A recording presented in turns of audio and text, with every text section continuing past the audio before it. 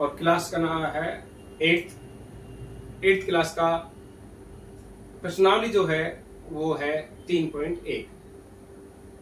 प्रश्नावली का नाम है बच्चों चतुर्भुजों को समझना। चतुर्भुजों को समझना।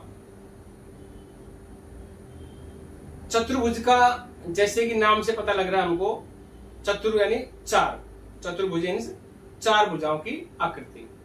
लेकिन इस चैप्टर में हम बहुभुजों के बारे में पढ़ेंगे और बहुभुज जो है वो होता है तीन भुजाओं से ज्यादा या तीन भुजाओं वाला कोई भी आकृति, तीन या तीन से ज्यादा। उसमें कंडीशन ये है कि वो भुजाएं जो है, रेखा जो है वो भी सीधी होनी चाहिए, उसको हम बहुभुज कहेंगे। बंद आकृति होनी चाहिए, ऐसे भी नहीं भुजा चार तीन है हमारे पास में लेकिन तीन ऐसे हैं तो इसको हम बहुभुज नहीं कहेंगे। जब तक ये आकृति पूरी तरीके से बंद नहीं होगी तब तक इसको हम बहुभुज नहीं कह सकते। अब बहुभुज के बाद में एक शब्द आता है समबाहुभुज। समबाहुभुज ये क्या होता है इसको देखेंगे बच्चों। समबाहुभुज जो होता है उसमें वह बहुभुज जिसमें सभी भुजाएं समान लंबाई की हो। एक बात क्या, जिसमें सभी भुजाएं एक समान हो, एक समान लंबाई की हो या एक समान हो। दूसरी बात, समबाहुभुज में एक बात यह भी है कि उसमें सभी कोण समान होंगे। एक बात यह भी है, सभी कोण समान हो, तभी हम उस आकृति को समबाहुभुज कहेंगे या समबाहुभुज कहेंगे। तो दो शर्त हुई उसके लिए, सभी भुजाएं समान नाप की हो, सभी भुजाएं समान लंबाई की हो, ये भी कह सकते हैं। एक शर्त ये होगी कि सभी कोण समान हो, उसके बंद आकृति हो, तो उसी को हम समबाहुभुज कहते हैं। अब एक जो इस चैप्टर के अंदर दे रखा है वो एक कॉन्सेप्ट ये और दे रखा है कि अवतल समबाहुभुज, सॉरी अवतल बहुभुज, अवतल बहुभुज और एक उत्तल बहुभुज।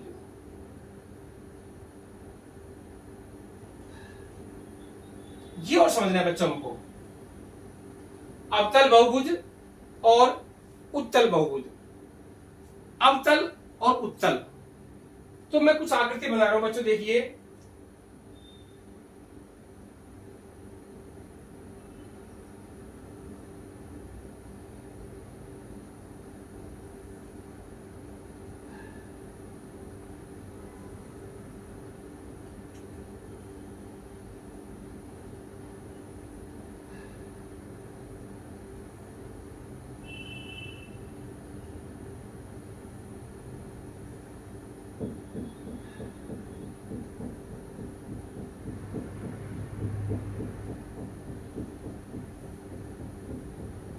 ये मैंने कुछ आकृतियां बनाई हैं, इनमें आप देखोगे ये जो आकृतियां हैं, अब हम उत्तल और अवतल की अगर डिफरेंस करें, दोनों आकृतियों में डिफरेंस करें, तो उसमें ये है उत्तल बहुभुज वो माना जाता है बच्चों जिसमें अगर उस आकृति के किन्हीं भी दो बिंदुओं को अगर हम मिलाएं, किन्हीं भी दो बिंदु, निश्चित बिंदु ने किन्हीं भी दो बिंदुओं को अगर हम आपस में मिलाते हैं यानी विकर्ण खींचते हैं, तो वो विकर्ण उस आकृति से बाहर नहीं जाना चाहिए। अगर बाहर नहीं जाता आकृति से तो वो आकृति जो होगी, वो बहुभुज जो होगा हमारा, वो होगा उत्तल बहुभुज। और अगर वो विकर्ण जो हम खींच रहे हैं, तो बिंदु को मिला रहे हैं, विकर्ण अगर बाहर जा रहा है आकृति से, तो उसको हम कहेंगे अवतल बहुभुज। जैसे इनमें अगर हम जैसे मान लो इसमें देखो, पहली बात तो भुजाएं है ही नहीं, ये राउंड है, वक्र ये वैसे ही नहीं है। फिर भी अगर हम देखें तो ये दो बिंदु अगर हम मिलाते हैं तो हमारी विकर्ण जो है आकृति से बाहर जा रही है, या आकृति से बाहर है। यहाँ भुजाएं हैं, सारी भुजाएं हैं, लेकिन इसमें अगर हम देखें यहाँ मिलाएंगे तो हो सकता है नहीं मिले, कोई दिक्कत नहीं, बाहर नहीं जाए, यहाँ नहीं जाए। लेकिन जब इन बिंदुओं को मिलाएंगे तो हमारा जो विकर्ण है वो, मैंने ये कहा किसी भी बिंदु को अगर हम मिलाते हैं दो बिंदुओं को तो विकर्ण बाहर नहीं जाना चाहिए, मैंने ये कहा है। तो इसके लिए अब हमें देखना होगा इन आकृतियों को। इन आकृतियों को अगर हम देखते हैं तो आप किसी भी दो बिंदु को मिला लीजिए, इसको मिलाया, इसको मिलाया, तो इनको मिलाने से विकर्ण जो हमारे बने हैं, दोनों विकर्ण में से कोई विकर्ण आकृति से बाहर, बहुभुज से बाहर नहीं जा रहा।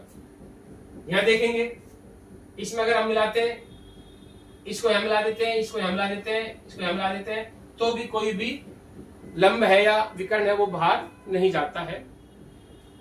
इसको देखें, इसको हम अगर सीधे इससे मिलाते हैं, चाहे इसको हम सीधा खींचते हैं, इनको मिलाते हैं, तो भी हमारा विकर्ण जो है या लंब है, कोई भी है, वो भुजा बाहर नहीं जा रही है।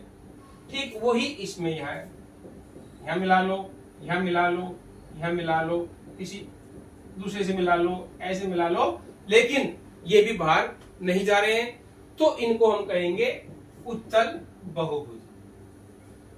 तो बच्चों हम क्या समझे? हमने ये समझा कि अगर हम किसी आकृति के दो बिंदुओं को मिलाते हैं, यानी कि विकर्ण अगर हम खींचते हैं उसमें, तो विकर्ण आकृति से अगर बाहर जा रही है तो उसको हम कहेंगे अवतल बहुभुज, और अगर विकर्ण आकृति से बाहर नहीं जा रही है, अंदर अंदर ही रह रही है, तो उसको हम कहेंगे उत्तल बहुभुज। ये हमने समझा। अब इसके बाद कुछ आकृति दे रखी है इसमें, जिसमें ये हमको छांटना है बच्चों कि भाई वो आकृति जो है आपकी वो उत्तल है या अवतल है।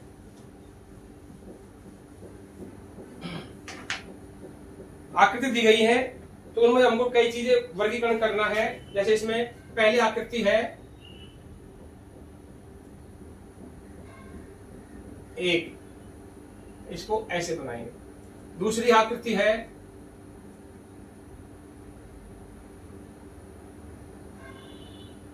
इस प्रकार से। तीसरी आकृति है ये। नंबर 4 पर है इस प्रकार से, नहीं 4 पर, ये 5 पर लिख देते हैं इसको, और 5 पर हमारी आकृति है ऐसे। ये नंबर 6 पर है इस प्रकार से। 7 नंबर पर है हमारी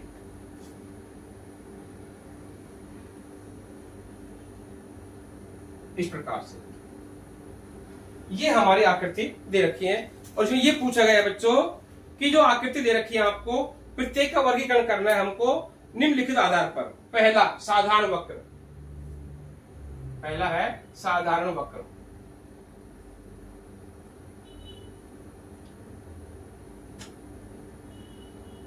नंबर 2 साधारण बंद वक्र।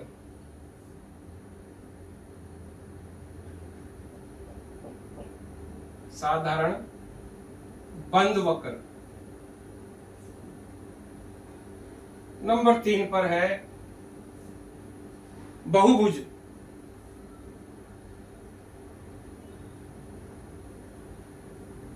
नंबर 4 पर है उत्तल बहुभुज।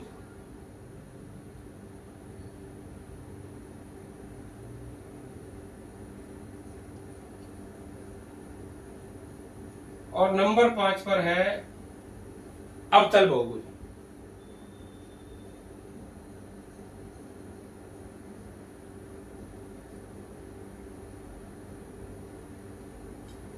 ये हमारे हो गए। अब साधारण वक्र, सबसे पहला हमारा है साधारण वक्र। अब देखिए साधारण वक्र का मतलब यहां पर है बच्चों, साधारण वक्र 1 2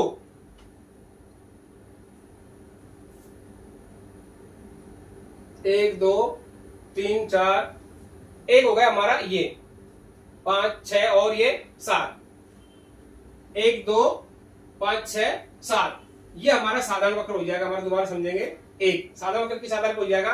देखिए यहां पर इन्होंने लिखा है कि भाई साधारण सिंपल होगा और वक्र होगा, पूरा घिरा हुआ होगा, आकृति से बना हुआ वक्र तरीके से। तो ये भी हो गया 1 2। अब हमारा तीसरे यहां पर जो है 1 2 3 4 5 नंबर पर हमारा आ जाएगा ये वाला, 5 नंबर पर ये आ जाएगा क्योंकि हमने इसमें चेंज कर दिया 5 इसमें 5 नंबर इसको दे रखा है। ये 4 नंबर पर है बच्चों आंसर में, और हमारा ये 5 नंबर पर है। तो ये 5 नंबर हो जाएगा। 1 2 हो गया, 5 हो गया, और छठा ये हो जाएगा, और 7वां ये हो जाएगा। इसके बाद साधारण बंद वक्र, साधारण बंद वक्र सिंपल सेम वही क्वेश्चन है। ये भी साधारण बंद वक्र में भी 1 2 5 6 और 7 साधारण बंद वक्र। इसके बाद बहुभुज। अब बहुभुज को हम देखेंगे। इसमें देखो बहुभुज हमने क्या पढ़ा था बच्चों, अभी बहुभुज में हमने पढ़ा था कि उसमें भुजाएं होनी चाहिए, जरूरी है भुजाएं हो, और 3 या 3 से ज्यादा हो। तो 1 और 2, 1 और 2। अब इसमें बहुभुज तो ये है, लेकिन इसमें क्या दिक्कत है कि ये जो है हमारा, इसमें कैसे अगर मिलाएंगे तो ये बाहर जा रहे हैं, देखो तो इनको मिला नहीं सकते हम। और ये आकृति घिरी हुई आकृति नहीं है, 3 या 3 से ज्यादा भुजाओं से बंद आकृति इसको नहीं कह सकते, क्योंकि आपस में आकृति काट रही है। तो इसको हम बहुभुज नहीं कहेंगे। बहुभुज हमारे पास आएगा 1 और सिर्फ 2। उसके बाद आता है उत्तल बहुभुज। उत्तल बहुभुज हमने बताया था आपको कि ऐसी आकृति, ऐसा बहुभुज जिसमें अगर विकर्ण खींचे तो वो आकृति से बाहर नहीं जाना चाहिए। तो ऐसी आकृति कौन कौन सी है इसमें? एक तो ये हो गई कि भाई इसमें आकृति बाहर नहीं जाए, और किसी कोई आकृति आपको दिख रही है इसमें जिसमें अगर जैसे मान लो ये है बहुभुज है, लेकिन इसको हम उत्तल बहुभुज नहीं कह सकते, क्योंकि इसमें अगर इन दो बिंदुओं को मिलाते हैं तो ये विकर्ण आकृति से बाहर जाएगा, इसलिए हम इसको उत्तल बहुभुज नहीं कह सकते। बाकी किसी में भी भुजाएं नहीं है, इसमें है भुजाएं, एक इसमें भी अगर हम इन दो बिंदुओं को मिलाते हैं तो ये भी आकृति से बाहर जाएगा, इसलिए हम इसको भी उत्तल बहुभुज नहीं कह सकते। इनमें भुजाएं है ही नहीं तो ये बहुभुज है ही नहीं। ठीक है, तो ये नहीं है, हमारे सिर्फ एक रह गया, यानी कि 2 नंबर। इसके बाद उससे बाद में है अवतल बहुभुज। अब अवतल बहुभुज में हमारा आ जाएगा, देखो एक तो ये हो गया, मैंने बताया था भाई जिसमें बाहर निकल रही है तो वो अवतल बहुभुज हो गया। ये हो गया एक, और एक हो गया ये, दोनों में भुजाएं हैं, विकर्ण बाहर निकल रही है, यही शर्त है अवतल बहुभुज होने के लिए। तो दोनों में भुजाएं हैं, ये उत्तल बहुभुज है। बच गई हमारी ये सारी आकृति, इनमें भुजाएं कहीं है ही नहीं है। इसमें वक्र भी है, गोला भी है, इसको हम बहुभुज नहीं कहेंगे। ये हट गए मैदान से। उसके बाद बचते हमारे पास 3। अब 3 में से ये हो गया आपका उत्तल बहुभुज, तो 2 बचे, ये दोनों आपके अवतल बहुभुज है। तो अब एक हो गया आपका 1 और 4, और उत्तल बहुभुज हो गया सिर्फ आपका 2 नंबर। और बहुभुज क्या पढ़ा था हमने बच्चों? बहुभुज पढ़ा था हमने कि 3 या 3 भुजाओं से बनी हुई बंद आकृति। तो बहुभुज में हमारा आ जाएगा 1 और 1 2, यानी कि ये हो गया 1 और 2, और इनमें हो जाएगा हमारा 1 2, और ये नहीं, एक ये 1 2 5 6 और 7, यानी पूरी बंद आकृति घिरी हुई। इसके बाद हमारा है साधारण बंद वक्र। इसमें भी सेम यही है साधारण बंद वक्र, और 1 2 5 6 और 7। इस प्रकार से हमारे ये क्वेश्चन हल हो जाता है। तो हमने इस क्वेश्चन के अंदर पढ़ा बहुभुज, उसके बाद में समबाहुभुज, और अगर हम इसके साथ में एक चीज और जोड़ देते हैं बच्चों, विषम बहुभुज। तो विषम बहुभुज में क्या होगा, विषम बहुभुज में न आपके कोण बराबर होंगे, ऐसी कोई जरूरी नहीं है, न आपकी भुजाएं बराबर होंगी, ऐसा भी कोई जरूरी नहीं है, भुजा बराबर नहीं है, कोण बराबर नहीं है, तो ऐसे बहुभुज को हम विषम बहुभुज कहेंगे। नेक्स्ट क्वेश्चन हमारा है, नेक्स्ट क्वेश्चन जो हमारा होगा वो होगा समबाहुभुज के बारे में।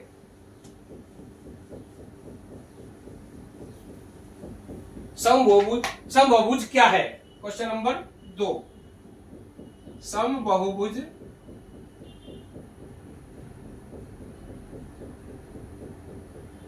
क्या है? एक समबाहुभुज का नाम बताइए जिसमें, एक समबाहुभुज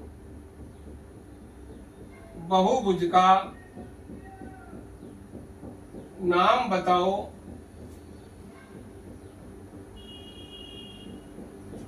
जिसमें, पहला क्वेश्चन है हमारा 3 भुजाएं हो, और दूसरा है 4 भुजाएं हो, और तीसरा है 6 भुजाएं हो। तो बच्चों पहला जो हमारा क्वेश्चन है वो ये है समबाहुभुज।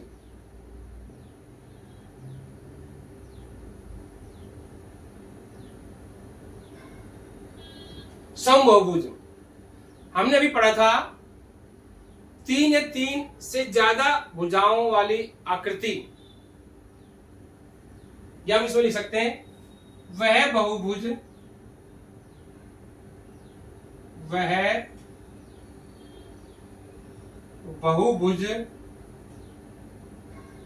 जिसमें सभी भुजाएं व कोण बराबर माप के हो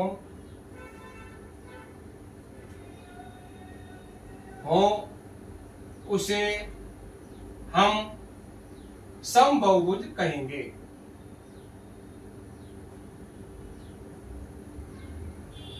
कहते हैं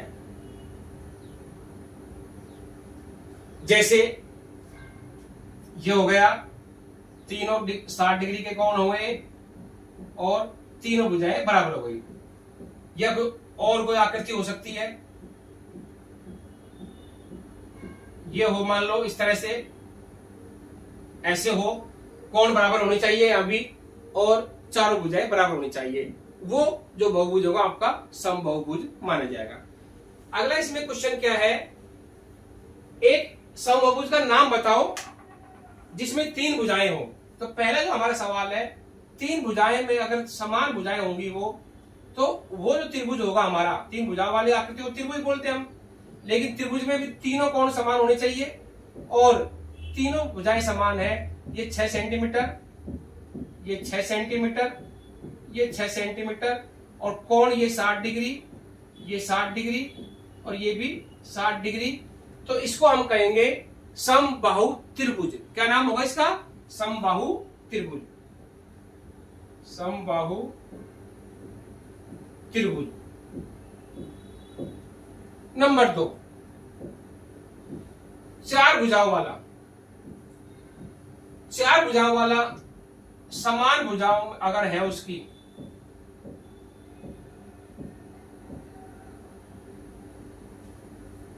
चार भुजाएं समान बच्चों, 4 भुजाओं वाला समान चतुर्भुज भी हो सकता है, लेकिन उसके चारों कोण समान नहीं होते, चारों कोण बराबर नहीं होते, इसलिए वो नहीं हो सकता। तो इसमें देखिए ये चारों कोण समकोण है, और ये चारों कोण 90 डिग्री के हैं, समकोण कोण 90 डिग्री, और 4 भुजाएं हैं, 5 सेंटीमीटर, 5 सेंटीमीटर मान ले, 5 सेंटीमीटर और 5 सेंटीमीटर, तो इसको हम बोलते हैं वर्ग यानी स्क्वायर। इसको क्या बोलेंगे हम? वर्ग।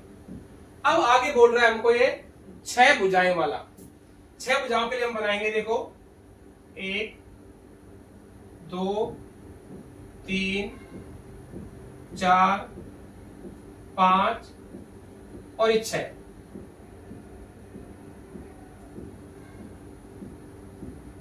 ये 4 सेंटीमीटर, 4 सेंटीमीटर, 4 सेंटीमीटर, 4 सेंटीमीटर और 4 सेंटीमीटर, और इसको हम बोलेंगे सम षटभुज, या तो ये भी कह सकते हैं सम षटभुज, या फिर सम षडभुज भी बोलते हैं। इनमें से कोई भी नाम हम इसको दे सकते हैं। तो कहने का मतलब ये हुआ, अगर 3 भुजाओं की कोई आकृति है और वो समबाहुभुज है तो उसको हम बोलते हैं समबाहु त्रिभुज, समबाहु त्रिभुज। 4 भुजाओं की आकृति है और वो समबाहुभुज है तो उसको बोलते हैं हम समचतुर्भुज, बोलो इसको, या फिर इसको हम बोलते हैं वर्ग। क्या बोलते हैं इसको? वर्ग। या फिर अगर 6 भुजाओं वाली कोई आकृति है और उसमें सभी भुजाएं समान है, सभी कोण समान है, तो उसको हम बोलेंगे समषडभुज या समषटभुज। ये हम कह सकते हैं। ये 2 सवाल हमारे इसमें थे चैप्टर 3.1 में, तो ये आज हमारे पूरे हुए। और नेक्स्ट जो हमारी क्लास होगी मैथ्स की, उसमें हम लेंगे चैप्टर 3.1 एंड प्रश्नावली 3.2 को। ठीक है, धन्यवाद बच्चों।